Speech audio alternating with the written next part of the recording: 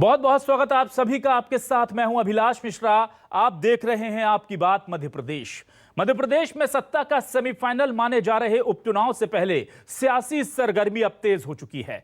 BJP और कांग्रेस दोनों में टिकट के लिए घमासान मच गया है। वहीं नाक की लड़ाई मानी जा रही खंडवा लोकसभा उपचुनाव के लिए कांग्रेस और बीजेपी आमने सामने हैं। खंडवा से कांग्रेस के कद्दावर नेता अरुण यादव की दावेदारी और कमलनाथ की बैठक में उनके नहीं पहुंचने से बीजेपी तंज कस रही है, तो इधर बीजेपी के घर में भी विरोध के सुर उठ रहे हैं।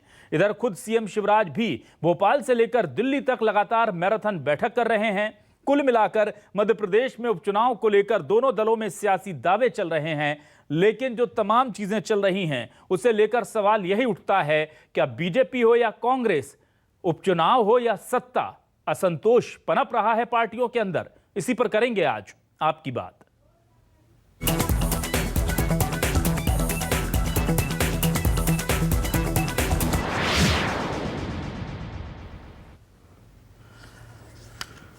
तो आपको बता दें कि उपचुनाव को लेकर बीजेपी ने तैयारी शुरू कर दी है और बीजेपी लगातार यह कह रही है कि हमारा संगठन जो कहेगा वैसा ही हर कार्यकर्ता करेगा। आइए सुनते हैं क्या कहना है बीजेपी के बड़े नेताओं का। भारतीय जनता पार्टी की तरफ से कोई भी ऐसे प्रयास नहीं हुए कि अरुण यादव जी भारतीय जनता पार्टी में आए, और ना ही भारतीय जनता पार्टी को आवश्यकता है।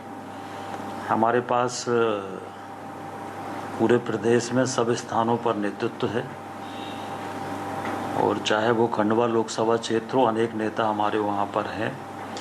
इसलिए अरुण यादव जी को भारतीय जनता पार्टी में बात करने का या लेने का प्रश्न ही नहीं उठता है। अरुण यादव जी ने भी सरकार आने के पहले अध्यक्ष वो रहे, संघर्ष उनने किया, फिर अध्यक्ष कमलनाथ को बना के मुख्यमंत्री बना दिया और उनकी उपेक्षा कर दी। जरूरत थी चमन को तो लहू से सींचा उनने, और फिर जब बाहर आई तो कह दिया कि अब तेरा काम नहीं। जो अध्यक्ष थे, जो टिकट बांटा करते थे, दो बार अध्यक्ष रहे, उनको अब टिकट मांगना पड़ रहा है। इससे ज्यादा और बेचारे अरुण भैया की क्या दुर्गति करेंगे। दरअसल अरुण यादव क्या कांग्रेस छोड़ देंगे, इस तरह की अटकलें लगी और अरुण यादव ने लिख करके साफ कर दिया कि मेरे नाम के आगे यादव लगा है, सिंधिया नहीं जो मैं कांग्रेस से धोखेबाजी कर जाऊं। उसके बाद ये तमाम बयान आ रहे हैं और सुनिए अब कांग्रेस और बीजेपी क्या कह रहे हैं इस मसले पर। अरुण यादव जी की बात को लेकर जिस ढंग से भारतीय जनता पार्टी ने एक सुविचारित रणनीति के तहत कांग्रेस को डिस्टर्ब करने की कोशिश की, अरुण यादव जी के एक ट्वीट ने उन्हें धराशायी कर दिया है। जबकि संतोष भारतीय जनता पार्टी में विधायक, जिम्मेदार लोग खुद कह रहे हैं कि काम नहीं हो रहे हैं, विकास कार्य अवरुद्ध पड़े हैं, अन्य नेता एक दूसरे की टांग खींचने में लगे हुए हैं। भारतीय जनता पार्टी को मेरी परामर्श है कि वे अपना घर देखें।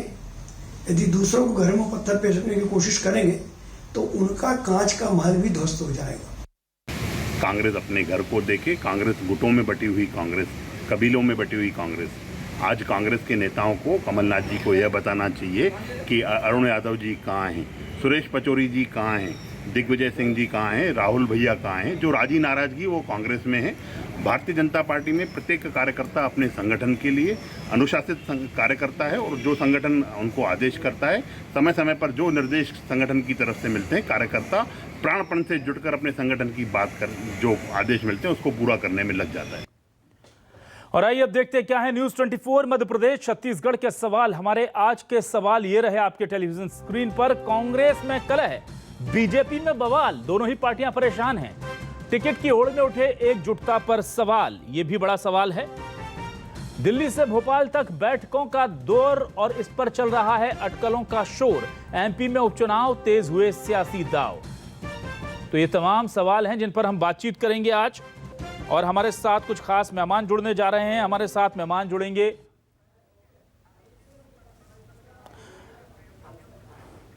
हमारे साथ आपको बता दें कि हर्षवर्धन प्रकाश वरिष्ठ पत्रकार जुड़ चुके हैं, आगे और मेहमान जुड़ेंगे, लेकिन सबसे पहले मैं हर्षवर्धन के पास आता हूं। हर्षवर्धन जी, आपसे जानना मैं ये चाहूंगा, क्या आपको लगता नहीं कि इस बार उपचुनाव को लेकर के कांग्रेस के अंदर ऊहापोह तो है जो स्वाभाविक सा लगता है, लेकिन इस बार बीजेपी के अंदर भी कहीं ना कहीं बहुत ज्यादा असंतोष है, चाहे वो कैलाश माफ कीजिएगा, चाहे अजय विश्नोई हो या फिर दूसरे नेता हों, हम बात कर लें नारायण त्रिपाठी की, हम बात कर लें मलैया की, तमाम ऐसे लोग हैं जो इस वक्त बीजेपी में खुद को कंफर्टेबल महसूस नहीं कर रहे हैं। नरसिंहपुर से हम देखते हैं कि एक विधायक जो हैं वो कह देते हैं कि शराब माफियाओं के साथ बीजेपी के कुछ लोग जुड़े हुए हैं, तो इस तरह से तंज अपनों पर ही कसे जा रहे हैं।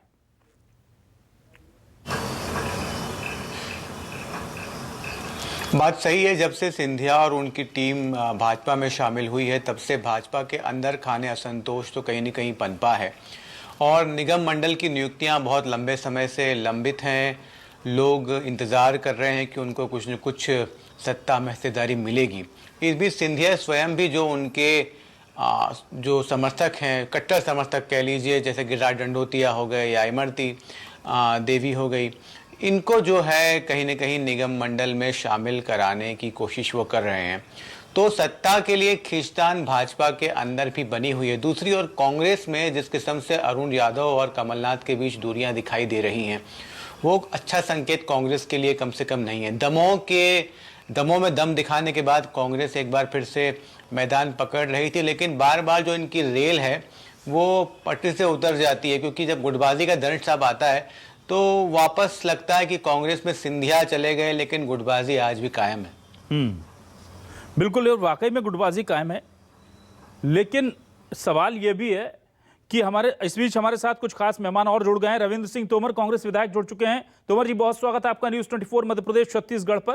केपी त्रिपाठी जुड़ चुके हैं। त्रिपाठी जी, आपका भी स्वागत है न्यूज 24 मध्य प्रदेश छत्तीसगढ़ पर।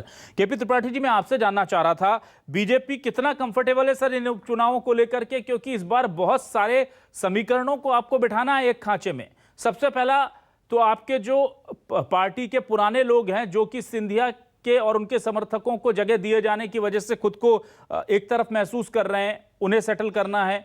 दूसरा, कांग्रेस के बाद कोरोना के बाद जो है कांग्रेस ने जिस तरह से हमले किए हैं, जनता जिस तरह से कोरोना में परेशान हुई है, उसको लेकर के जो लोगों में असंतोष है उसे भी थामना है। और तीसरा, ऐसा कोई फॉर्मूला निकालना है कि सभी लोग खुश हो जाएं। तो इस बार बीजेपी के लिए बहुत सीधी और सरल राह लगती नहीं।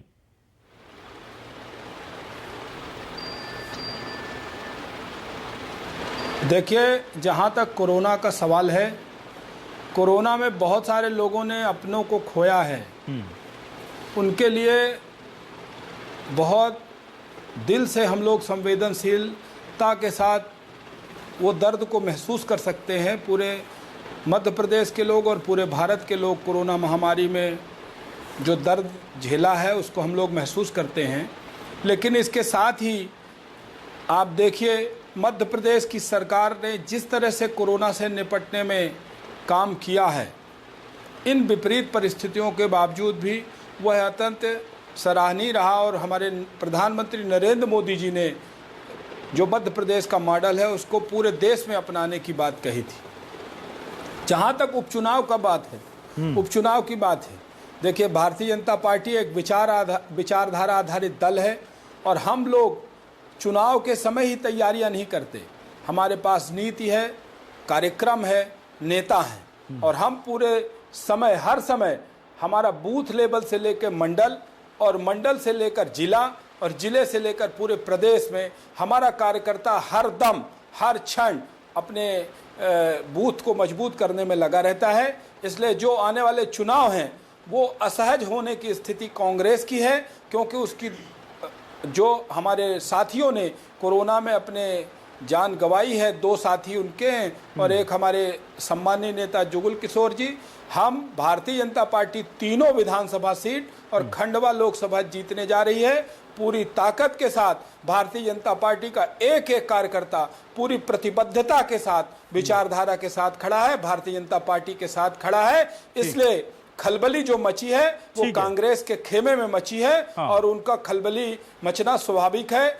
जब से ठीक है सर। केपी त्रिपाठी जी, आपकी बात हमने सुन ली। अब हम रविंद्र सिंह तोमर जी से पूछ लेते हैं। तोमर जी, क्या वाकई में कांग्रेस के खेमे में खलबली है? बीजेपी कह रही है हम तो कंफर्टेबल है, हम तो हमेशा चुनाव के लिए तैयार रहते हैं, दिक्कतें तो आपके साथ हैं। ये मैं आपको बता दूं, ये क्या है, अपनी कमी छुपाने के लिए, भारतीय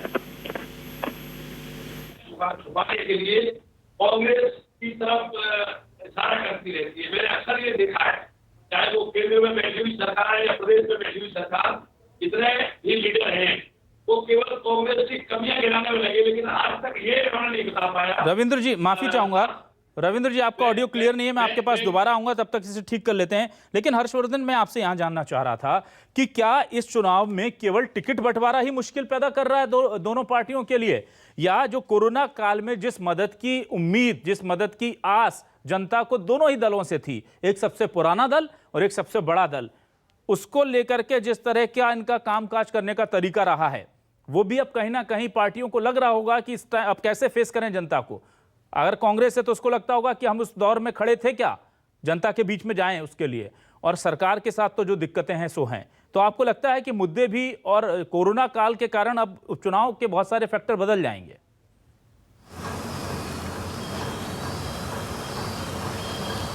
बिल्कुल आप सही कह रहे हैं। कोविड-19 ने लोगों के साथ घर में कमर तोड़ के रख दी है और कई लोगों ने अपने खोए हैं।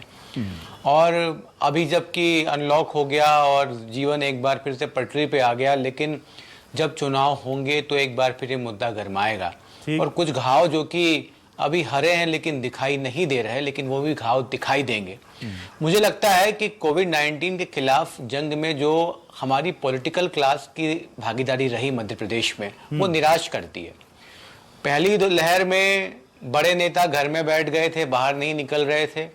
दूसरी लहर में कुछ एक नेता बाहर निकले, लेकिन सरकार पे भी इतना अप्रत्याशित जो हमला हुआ, एक तरीके से देखा जाए कोविड-19 का, सरकार तैयार नहीं थी, ऑक्सीजन की कमी रही।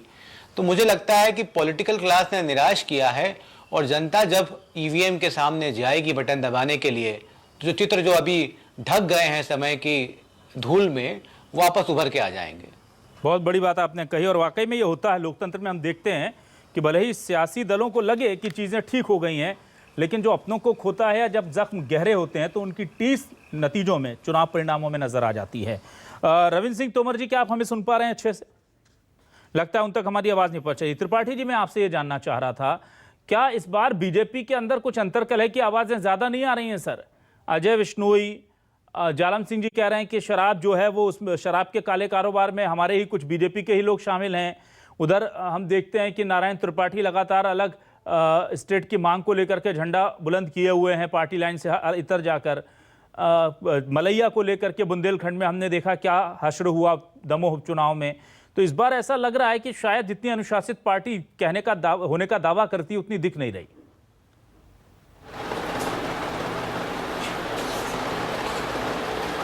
देखिए, भारतीय जनता पार्टी आप जानते हैं कि विश्व का सबसे बड़ा राजनीतिक दल है।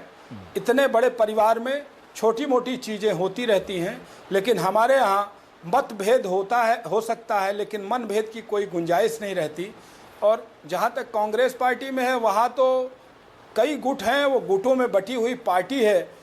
वो कहाँ का रोड़ा, कहाँ का कहते हैं भानुमति का कुनवा जोड़ा जैसा स्थिति में कांग्रेस आज की डेट में है।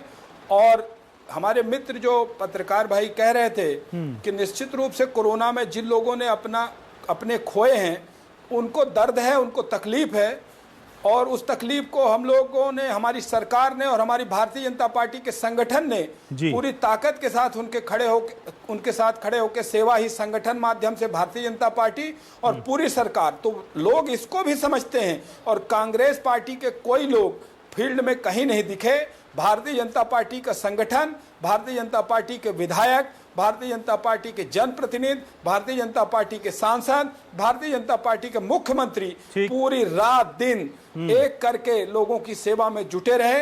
देखिए होनी को कौन टाल सकता है, लेकिन पूरी ताकत के साथ भारतीय जनता पार्टी की सरकार और भारतीय जनता पार्टी मध्य प्रदेश के 7.5 करोड़ लोगों के साथ खड़ी रही। और इसको मध्य प्रदेश की जनता बहुत अच्छे से समझती है। ये जो कह रहे हैं अभी दमोह चुनाव में बड़ी बड़ी डींगे हाँक रहे थे भारतीय जनता पार्टी के नेता, और ये कांग्रेस की जो कमी बता रहे गुटबाजी की, कांग्रेस में कोई गुटबाजी नहीं है। मैं कह रहा हूँ भारतीय जनता पार्टी में मध्य प्रदेश में 5 मुख्यमंत्री है, आज की तारीख में 5 मुख्यमंत्री हैं, और इतनी खेमेबाजी है कि वो निर्णय नहीं ले पा रहे कि हम किसको टिकट दें किसको नहीं दें, क्योंकि सारा रूठा मंडी का काम चल रहा है।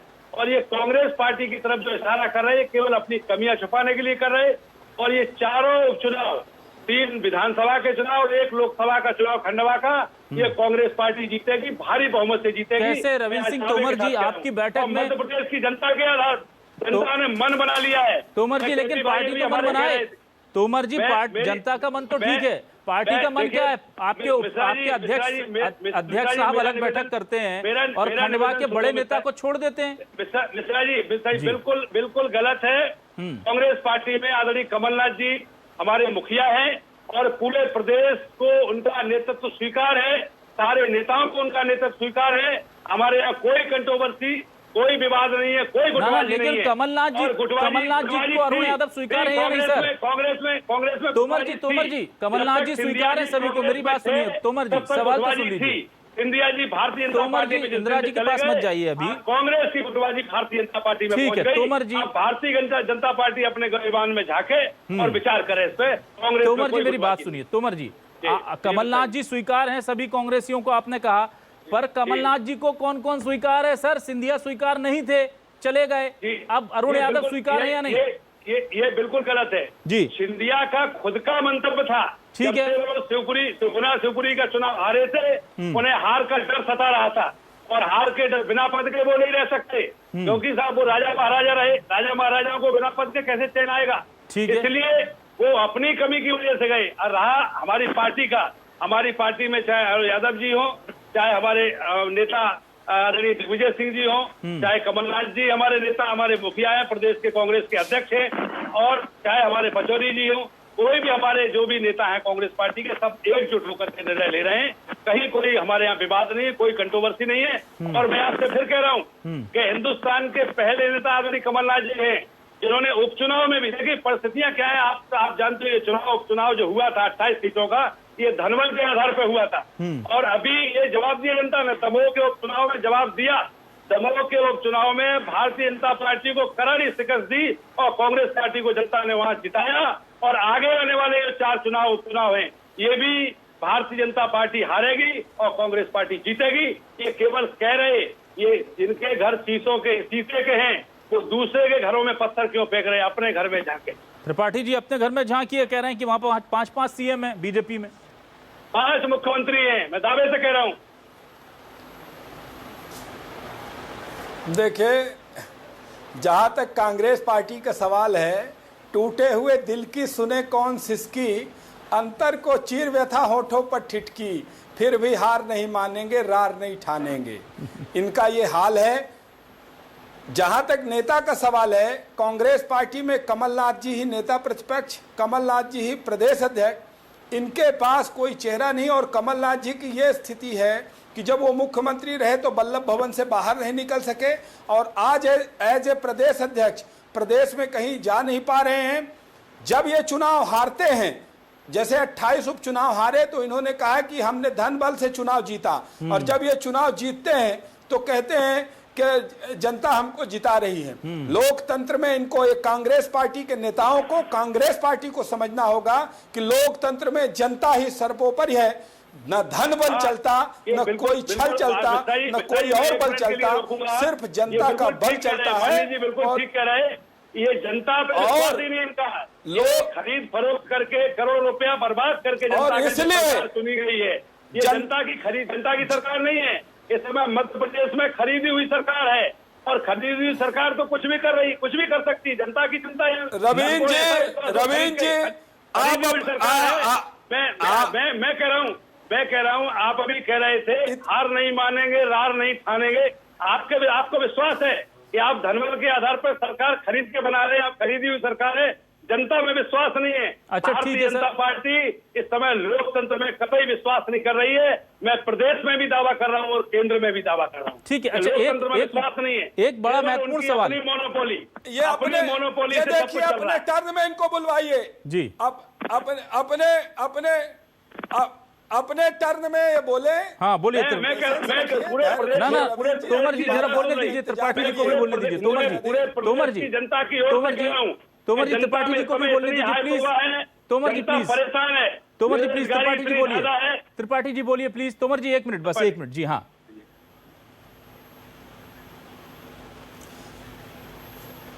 देखिए, इन्होंने कहा कि हमने खरीद फरोख्त करके सरकार बनाई है। जब सिंधिया जी ने कहा वो तो कि पूरा हम सड़क पर प्रदेश और देश को पता है उतरेंगे, ये। तो इनके मुख्यमंत्री जी ने कहा, कमलनाथ जी ने, कि सड़क पर उतर जाएं। ये सब ने देखा। 28 सीटों पर हमने उपचुनाव लड़ा। मैं और उपचुनाव में निवेदन कर रहा हूँ जनता ने मिश्रा जी, हमारे सरकार मिश्रा जी, मैं को इस पे भी एक मोहर निवेदन लगा के करूंगा। मिश्रा जी, मैं निवेदन करूंगा केपी भाई से। मैं ये निवेदन करूंगा कि आदरणीय सिंधिया जी ये कह रहे थे कि मैं सड़क पर उतर जाऊंगा यदि किसानों का कर्जा माफ नहीं होगा। तो मैं कह रहा हूँ आज भारतीय जनता पार्टी में वो केंद्र में मंत्री हो गए और प्रदेश ना ठीक है। में चलिए चलिए, अभी सड़कों पर 1 मिनट। तोमर जी, त्रिपाठी जी 1 मिनट, एक बहुत जरूरी सवाल पूछ लेता हूँ। तो सड़क पर उतर जाए। मैं तोमर जी आपके पास एक बड़ा सवाल लेकर आ रहा हूँ। माफ कराएं किसानों का। इससे भी बड़ा सवाल लेकर आ रहा हूँ। जनता इतनी किसानों के परेशान मुद्दे है, पर प्रदेश में भुखमरी है, प्लीज प्रदेश में हालत खराब है। ठीक है तोमर जी, मैं लेकिन चाहता हूं- क्या उपचुनाव हो रहे हैं? मैं त्रिपाठी ये जी, चाहता आपके हूं- पास सवाल लेकर आ रहा हूं, लेकिन उससे पहले मैं हर्षवर्धन के पास चलता हूं। हर्षवर्धन, ये सूतना का पास जुलाहों में लट्ठम ये लट्ठा चाहता तो नहीं हो हूं रहा, कि क्योंकि एक जिस दिन- तरह से मुझे एक दिख दिन रहे हैं किसानों हालात, के मुद्दे नगरीय निकाय पर चुनाव को रवींद्र लेकर जी के को बोला बुलाइए गया और कि डिबेट करें। अभी सरकार कोरोना काल में तैयार नहीं है। ऐसा तो नहीं कि उपचुनाव और लंबे टलने वाले हैं फिलहाल। जब चाहे जब बुला लीजिए। किसान आज लोकतंत्र में पहली बार ऐसा त्रिपाठी हो रहा जी है 1 मिनट, कि त्रिपाठी किसानों जी, की बात हर्षवर्धन जी मत से करें। सवाल है मेरा। किसान एक 10 महीने से त्रिपाठी दिल्ली जी, की सड़कों त्रिपाठी पर जी, बैठे हुए हैं और माफ कीजिए सरकार के त्रिपाठी कान जी। पे जूं नहीं लग रही। हम त्रिपाठी जी, अच्छा त्रिपाठी जी, आप 1 मिनट रुक जाइए। अरे चुनाव हो भी रहा है या नहीं, ये सवाल कर रहा हूं मैं हर्षवर्धन जी से। त्रिपाठी जी, हर्षवर्धन जी से ये सवाल कर रहा हूं, चुनाव हो भी रहा है या नहीं? हर्षवर्धन जी, क्या चुनाव आपको निकट भविष्य में दिख रहे हैं? आप सही कह रहे हैं। अगर कोविड-19 के कारण नगरीय चुनाव टाले जा रहे हैं, हालांकि उसमें एक बड़ा सवाल आरक्षण प्रक्रिया का भी है, कानूनी पेज भी है उसमें। लेकिन एक तरफ सरकार जब तीसरी लहर से जो खतरे से निपटने की तैयारी कर रही है, दूसरी ओर उपचुनावों की धुंधुभी बज उठी है, तो क्या होगा उपचुनाव का और कैसे होगा, ये सब कुछ अनिश्चित खेल है। लेकिन जहां तक उपचुनाव है बहुत जरूरी है। उत्तराखंड का खेल हम देख चुके हैं। वहां एक मुख्यमंत्री को इस्तीफा देना पड़ा है क्योंकि वो 6 महीने के अंदर चुनाव नहीं जीत पाए थे।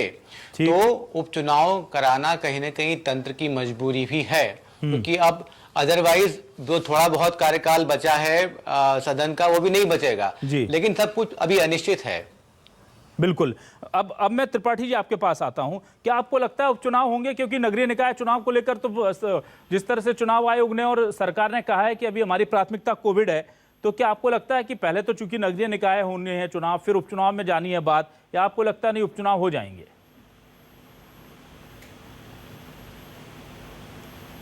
देखिए, जहां तक चुनाव का निर्णय है वो निर्वाचन आयोग लेता है जी।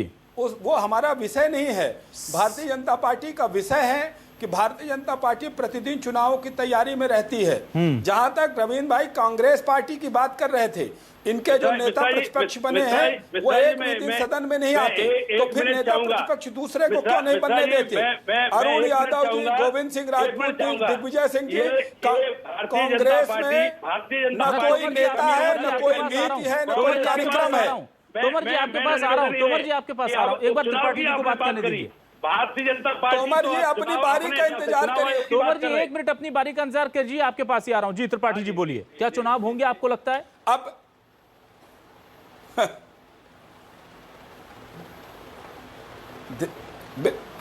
हमने जो कहा कि निर्वाचन आयोग इस पर निर्णय करेगा। जब भी चुनाव होंगे भारतीय जनता पार्टी तैयार है। तीनों विधानसभा और 1 लोकसभा भारतीय जनता पार्टी जीतकर फिर से अपना झंडा बुलंद करेगी। तोमर जी, क्या नगरीय निकाय चुनाव नहीं कराना बीजेपी का डर है क्या ये दलील देना कि अभी तैयारी हम नहीं कर सकते क्योंकि कोविड चल रहा है, या आपको लगता है कि नहीं ये जायज तरीका है क्योंकि अभी कोविड की साया है? मेरा निवेदन है मिश्रा जी, क्या अभी ये भारतीय जनता पार्टी को मैं लगता हूँ कोरोना की आड़ में केवल इनको राजनीति करनी है। मैं इसलिए इस बात का दावा कर रहा हूँ कि जब कोरोना की दूसरी लहर आई तो क्या सरकारों को पता भारतीय जनता पार्टी कभी भी देश हित के आगे राजनीति को नहीं रखती। ये कांग्रेस पार्टी का नियम रहा है कि इनके लिए राजनीति सर्वोपरि नहीं है। इन्होंने हर मुद्दे पर राजनीति करने की कोशिश की है। भारतीय जनता पार्टी केवल और केवल लोगों के हित और देश हित को सर्वोपरि रखती है। इनको जनता की चिंता नहीं है। जनता की परवाह होती तो मैं समझता हूँ उस समय बंगाल के चुनाव में पूरी सरकार लगी हुई थी, मध्य प्रदेश सरकार लगी हुई थी, केंद्र की सरकार लगी हुई थी। यदि आपने जनता की परवाह की होती लाखों लोग, लाखों लोग, मैं कह रहा हूं, मैं आपसे आज कह रहा हूं कि कांग्रेस पार्टी का मैं दावा कर रहा हूं कि आज हिंदुस्तान में जितना भी विकास दिख रहा है, और आप चाहे नहरें ले लो, सड़क ले लो, बिजली ले लो, गांव में मनरेगा मजदूर योजना ले लो, फारसी क्या, पढ़े लिखे को फारसी क्या, सारी की सारी योजनाएं कांग्रेस की है। और आप, मैं क्या नहीं कह रहा हूं, आप किसी गांव में जाकर के जनता से पूछ लो, जनता के लोग भी इसको जानते हैं। ये केवल योजनाओं का नाम बदलने के अलावा, त्रिपाठी जी बोलिए, त्रिपाठी जी प्लीज। रेलवे बेच दिया, सड़कें बेच दी, बस स्टैंड बेच दिए, और अभी और मध्य प्रदेश को बीमारू राज्य बनाने का काम यदि किसी पार्टी ने किया था तो कांग्रेस पार्टी की सरकार ने किया था। अभी 40 बंटाधार सरकार यहाँ चली है। युवाओं को पीएससी के एग्जाम कंडक्ट नहीं हुए, प्रतियोगी परीक्षाएं नहीं हुई, युवाओं को रोजगार नहीं मिला। कांग्रेस के समय सड़कों में गड्ढे हैं कि गड्ढों में सड़कें हैं। ठीक है, वापस आते हैं का पता नहीं था। अंतिम पिछले 2003 के बाद अंतिम सवाल, पार्टी की सरकार बनी। अंतिम सवाल हर्षवर्धन जी आपके पास आता हूं। हर्षवर्धन जी आपके पास आता हूं। मैं ये जानना चाह रहा था, क्या आपको लगता है कि इस दौर में जब कोविड इतना ज्यादा फैला हुआ है, तीसरी लहर की आहट हो चुकी है, कई जगह हमने देखा है कि लोग ठिठक गए हैं, इस वक्त चुनाव की तैयारियां करना ठीक है, या इस महामारी से लड़े दोनों ही पार्टियां, उसमें जनता का साथ दें, वो ज्यादा बेटर होगा?